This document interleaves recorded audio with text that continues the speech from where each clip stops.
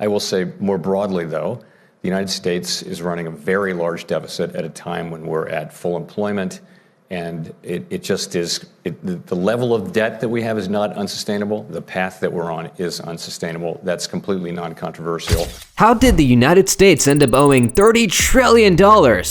That's the reality of the US, whose national debt has surpassed so much. This figure has sparked debates and concerns about the long-term consequences for the US economy and its citizens. So, how did the world's economic superpower find itself in this difficulty? Before we discuss how the US got into this much debt, let's take a step back and understand what national debt really is. It's not like your credit card bill or student loan debt. National debt is the total amount of money the government owes to its creditors, which includes individuals, businesses, and even other countries. The US government borrows money by issuing government bonds. These are basically IOUs that promise to pay back the borrowed amount with interest. Investors buy these bonds, essentially lending money to the government. Sounds simple enough, right? Here's the kicker. The US national debt isn't just a few billion here and there. It's a mind-boggling amount exceeding $34.6 trillion. To put that into perspective, it's more than the entire GDP of the US in a single year.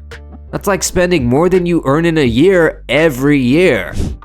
The US didn't rack up this enormous debt overnight. It's been accumulating over centuries, fueled by various factors like wars, economic downturns, and government spending programs.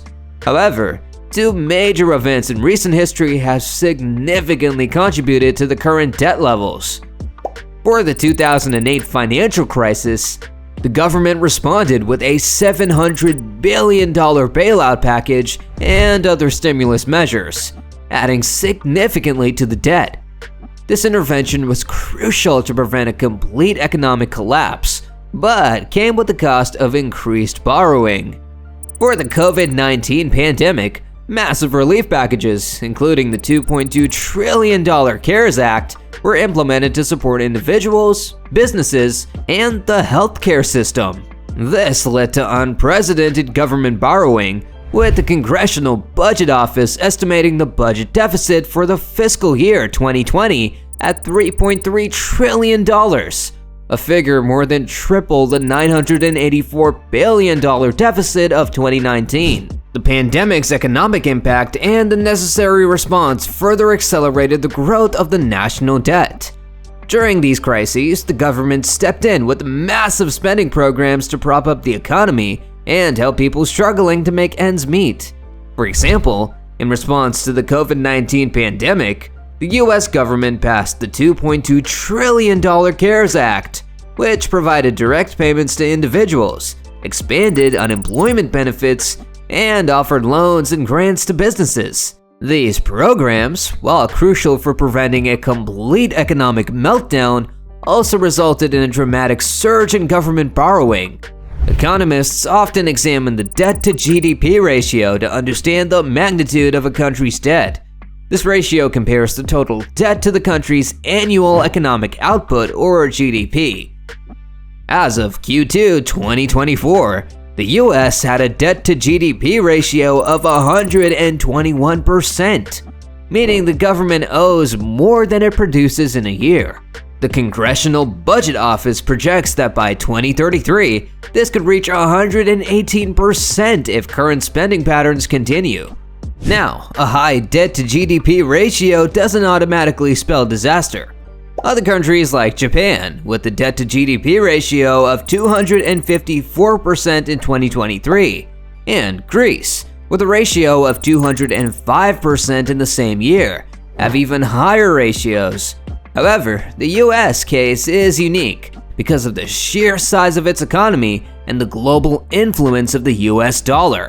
It's worth noting that in 2021, both the UK and Sri Lanka had debt-to-GDP ratios of just over 100%, yet faced very different economic outcomes. So, is the US debt a ticking time bomb or a manageable burden? Economists and policymakers continue to debate this question, and the answer will likely depend on various factors, including economic growth, interest rates, and the government's fiscal policies. The notion of debt often carries a negative connotation, but in the case of governments, it's not always a bad thing. A moderate amount of debt can actually be a useful tool for economic growth and development. When managed responsibly, government debt can finance essential services, invest in infrastructure, and stimulate the economy during downturns. Think of it like this. If the government needs to build new roads, bridges, or schools, it can issue bonds to raise the necessary funds.